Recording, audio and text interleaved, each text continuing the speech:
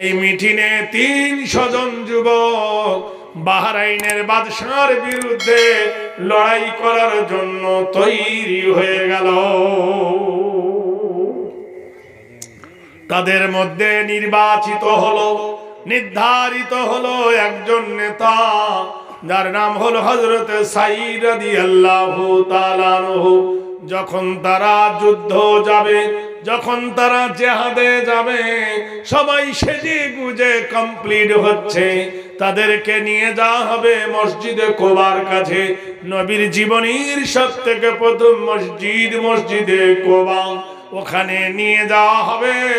এমন সময় দরজার গেটে একজন মা এসে ডাক দেয়, ইয়া বুনাইয়া দুখুলুল বাব, নারায়ে তাকবীর। আচ্ছা, মার দাম বেশি না বোর দাম বেশি? ঠিক করে বলেন, জেনে শুনে বোঝেন। কার দাম বেশি রে বাবুরা? কার দাম বেশি গো? মার দাম যদি বেশি হলো, তোমার বাড়িতে এক্ষুনি যাব, তোমার মায়ের পায়ে স্যান্ডেল, তোমার বিবির পায়ে চামড়ার জুতো, তোমার মায়ের পরনে ৩০০ টাকার শাড়ি, তোমার বিবির পরনে ১০০০ টাকার শাড়ি, তোমার মার কান খালি, গলা খালি, হাত খালি, আর তোমার বিবির সব ভর্তি। তোমার মা শোয় কেথার ওপরে, তোমার বিবি থাকে গদির ওপরে। তোমার মা কলের পানি খায়, তোমার বিবি মিনার ওয়াটার খায়। তোমার মা যায় টুকটুকি চড়ে ডাক্তার বাড়িতে, আর তোমার বিবি যায় স্পেশাল তোমার মোটর সাইকেলের পিছে। হচ্ছে মা বড়, আশ্চর্য কথা। বউ বড়, কে বড় এবার বলুন? ফের বলে ভুল কথা, দেখুন দিনি ভাই, কে বড় রে? হ্যাঁ, তখন একটা কথা পাওয়া গেছে। একটা ছেলে উঠে সকাললা মুখ হাঁড়ি অফ, ওর মা বলছে, ও বাবা, তোর বাবা গেছে ওই মাঠে নাঙ্গল বাইতে, খাবার নিয়ে যাও। আমি যাব না। কেন? মুখ্যমন্ত্রী রাতের বেলায় পিন করেছে, প্রধানমন্ত্রী রাজ্য ভাগ করবে। ছেলেটা বলছে, মাগো মা, বউকে কিছু বলো না, মাগো মা, বউকে কিছু বলো না, বউকে কিছু বললে মাগো আমায় দেখতে পাবে না। বউ আমার একলা বাপের একটাই মেয়ে, লাখো টাকা খরচ করে দিয়েছেন বিয়ে, বড় পা টিপবি, গা টিপবি, করে দিবি বিছানা, বউকে কিছু বলিস না। সকাল বেলায় উঠে বলে, বউ চা গরম, ওমা নরম ঠোঁটে গরম চাটা জুড়িয়ে দিতে পারো না, বউকে কিছু বলো না। বউ আমার সন্ধ্যা পরে ঢোকে মাগো টিভির ঘরে, সারা রাতে ফেসবুক দেখে, সকালে উঠতে পারে না, ভোরবেলাতে উঠে মাগো ঘ্যানোর ঘ্যানোর করো না। বউ পালালে বাপের বাড়ি, মরব খেয়ে ঘুমের বড়ি, বুঝে সুঝে চলবি মাগো, লাঠিতে পিঠ বাজবে না। কথা বুঝেন? বউকে কিছু বলিস না। কালকে বিয়ে করেছে, আজ ভাইকে ভাই ভাই আলাদা, মার সঙ্গে কথা নয়, বাপের সঙ্গে আলাদা, আর বলছে মা বড়, মা বড়, নামে বড় কামে বড় নয়। শাশুড়িকে গুন্না দিয়ে ডাকবে, অজেব গুন্না, আম্মা কি বলে ডাকছে? আপনাদের মালদাহা ডাকেন, আমাদের দেশে ডাকে আম্মা। আর মাকে ডাকবে মা, মানে ভক্তি নাই। শ্বশুরকে ডাকবে আব্বা যান, কি ডাকবে? হাই রে কপাল পড়া মুসলমান, হে নন্দলালের কন্দ কপাল। দরজার গেটে মা দাঁড়ায়, কি সুন্দর করে নাম ধরে ডাকে রে। পৃথিবীতে নাম ধরে ডাকার মতো দুজন, একজন হলো মা, একজন হলো বাবা। লা তাবুদু ইল্লাল্লাহ ওয়া বিল ওয়ালিদাইনি ইহসানান। আল্লাহ বলেন আমি ছাড়া কারোর ইবাদত করো না, আমি আল্লাহ আমার ছাড়া কারোর বন্দেগী করো না। আমার পরে কার করবে? ওয়া বিল ওয়ালিদাইনি ইহসানান, তোমার মা এবং বাপের সেবা করবে, তোমার আব্বা মায়ের সঙ্গে ওয়া কুল্লাহুমা কওলান কারীমা, মার্জিত ভাবে কথা বলবে, নম্র হয়ে কথা বলবে, উচ্ছৃঙ্খল হয়ে কথা বলবে না। বন্ধুরে, মা এসে ডাকছে ইয়া বুনাইয়া, হি আমার কলেজার টুকরা বেটারে। হতভাগা মানুষ রে, যার মা আছে, মা কি সম্পদ সে জানে না, যার মরে গেছে সে জানে মা কি সম্পদ, যার বাপ আছে সে অতটা জানে না রে। যখন তোমার বাপ মরে যাবে কবরে, সেদিন বুঝবে পারবে বাপ কি অমূল্য রতন। দাঁত থাকতে দাঁতের মর্যাদা কেউ বোঝে না। ভাইরা আমার, বন্ধুরা আমার, মা বাপ কি জিনিস? একটা ওয়াকিয়া আছে রে বন্ধু, মা বাপ কি সম্পদ। বলছে বেটা কি ব্যাপার? যে প্রসবের যন্ত্রণাতে এ কাতর হইয়া বিবি তোমার কাঁদেছেন গড়াগড়ি দিয়া।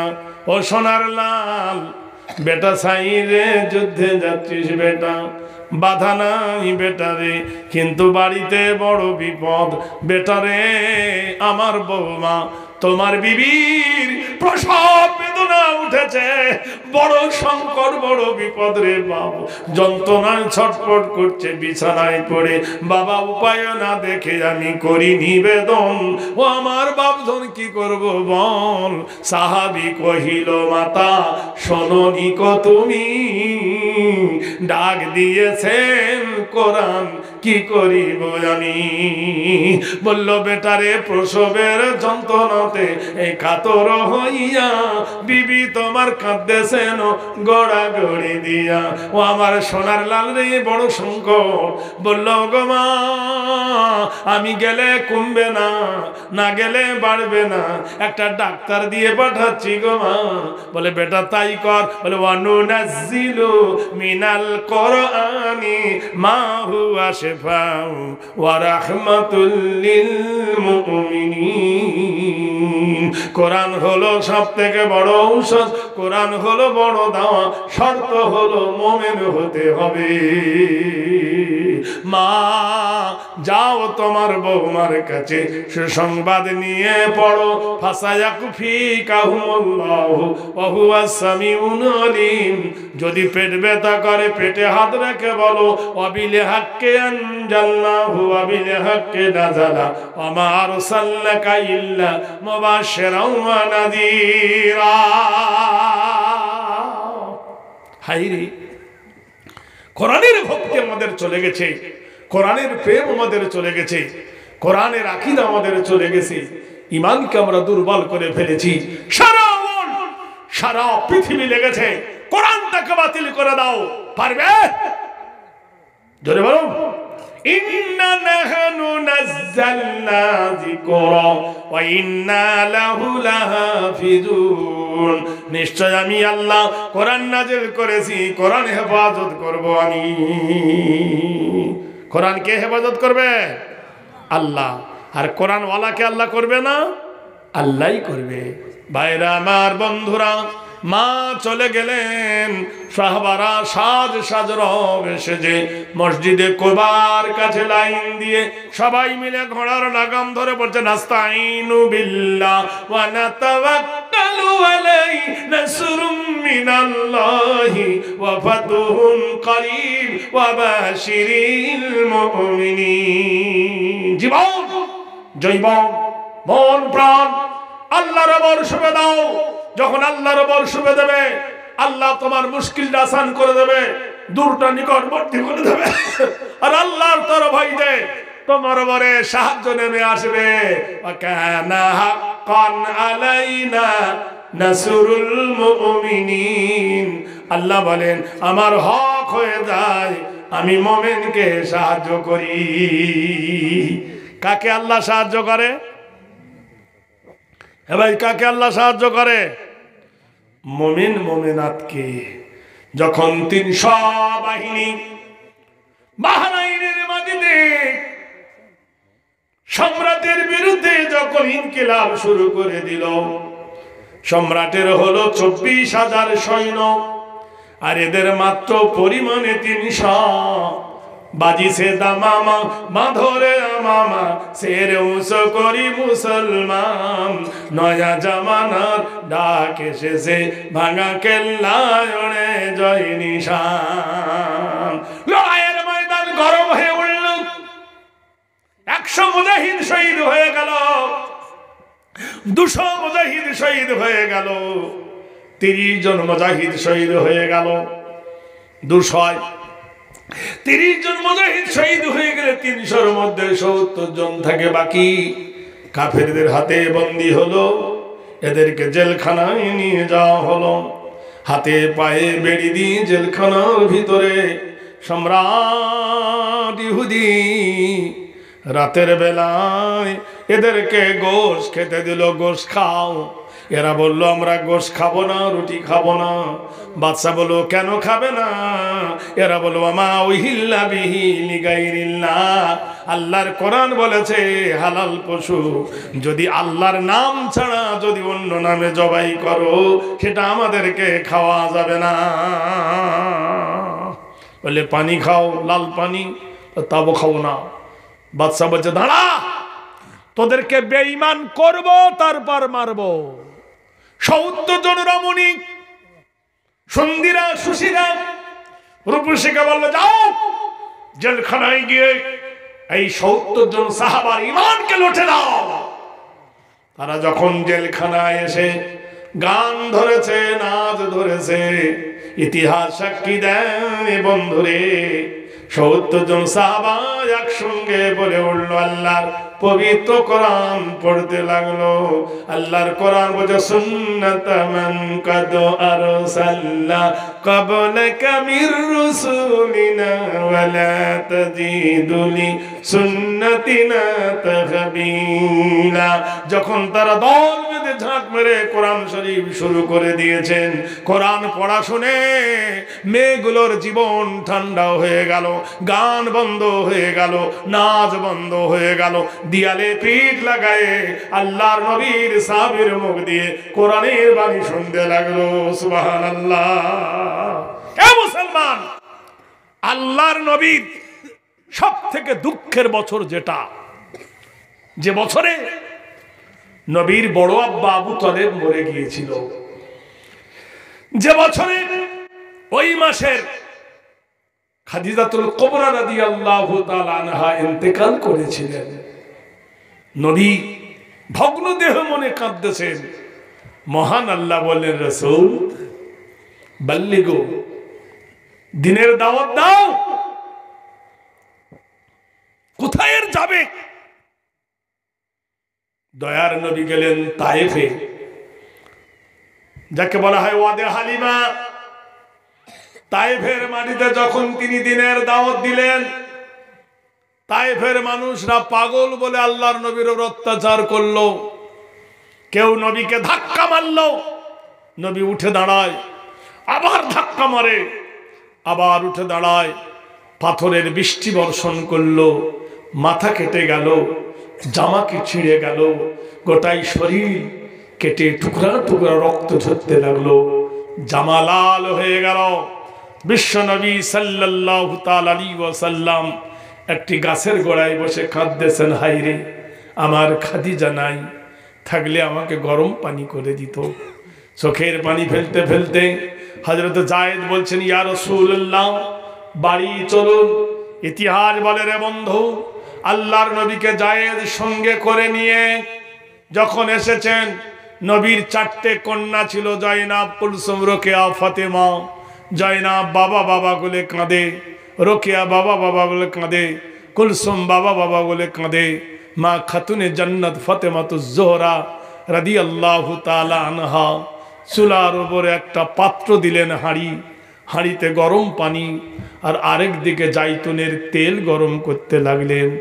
যখন তেল গরম হয়ে গেল, পানি গরম হয়ে গেল, আল্লাহর নবীর হাতটা ধরে খাতুনে জান্নাত ফাতেমাতুজ জোহরা ঘরের ভিতরে গিয়ে দরজা লাগিয়ে দিলেন। আল্লাহর নবী বলছেন, মা, বাইরে ছিলাম, ঘরে এনে দরজা লাগিয়ে দিলে কেন?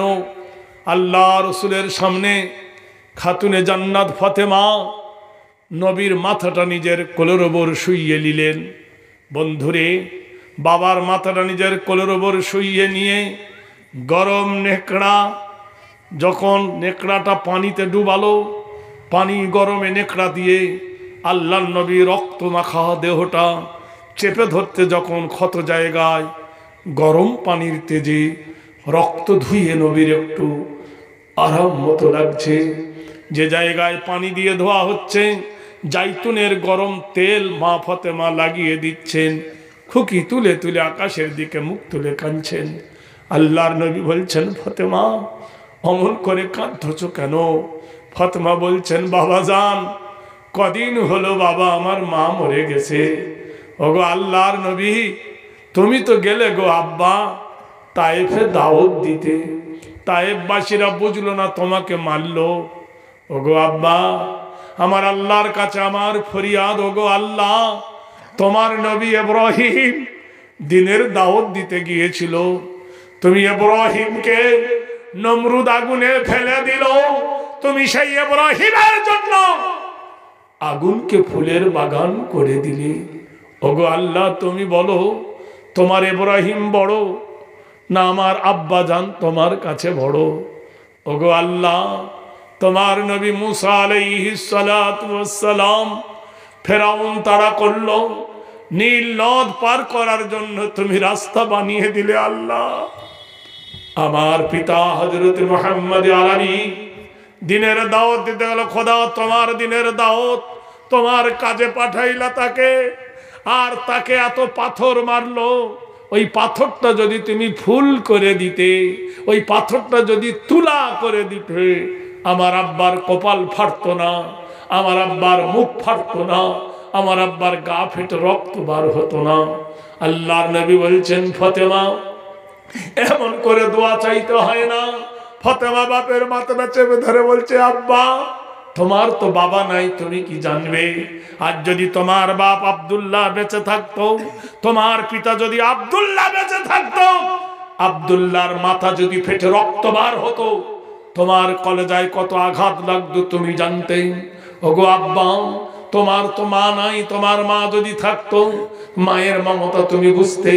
আমার মা চলে গেছে কদিন আগে, আব্বা তোমার এই দূর অবস্থা, আমি তোমার ছোট্ট মেয়ে। আব্বা, আব্বা, ফাতেমার বাপকে মেরেছে, তাই ফাতেমার কলেজে আঘাত লেগেছে।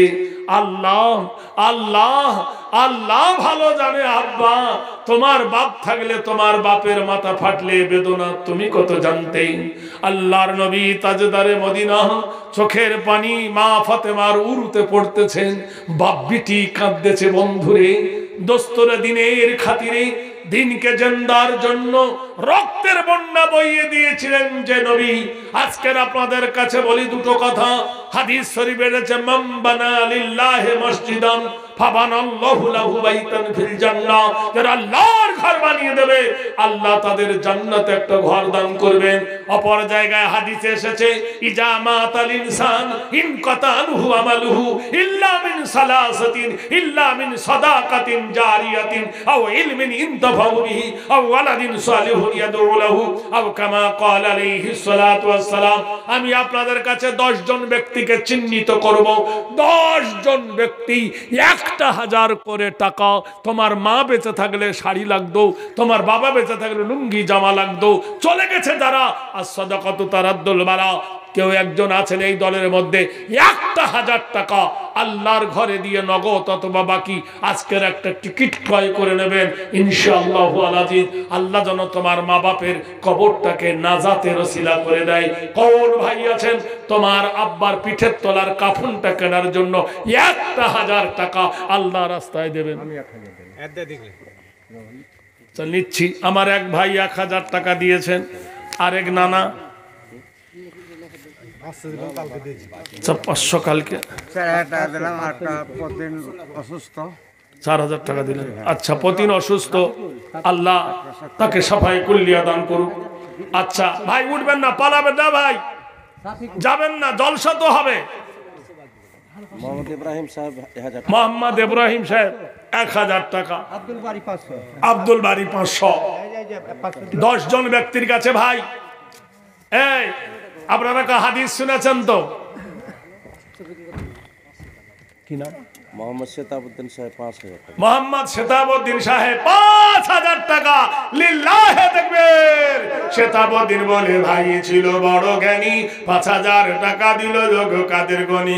আরেকজন 4000 দিয়ে গেল দান, মনস্কামনা পূর্ণ তারও করো রহমান। অসুস্থ আছে তার ঘরে তার সন্তানগণ, আল্লাহ রকুসদ করো তুমি, তুমি নিরঞ্জন। বিমারি হালতে খোদা করে দিও দূর, এই দোয়া চাই খোদা রহমতের সমর। মতিউর রহমান মা বাবার নামে মারা গেছে। মতিউর রহমান মা বাবারও নামে 700 টাকা দিল দান মহব্বতের টানে। এই দান খোদা তুমি করিয়া গ্রহণ, আল্লাহ দিও তুমি তারও সুখের জীবন। ওগো বাড়ি দোয়া করি দোয়া প্রকাশি যান। বেনামিতে আগে মা দিল ইকুদুন গলার হার, আল্লাহ মনোবাঞ্ছনা পূর্ণ করে দিও তুমি তার।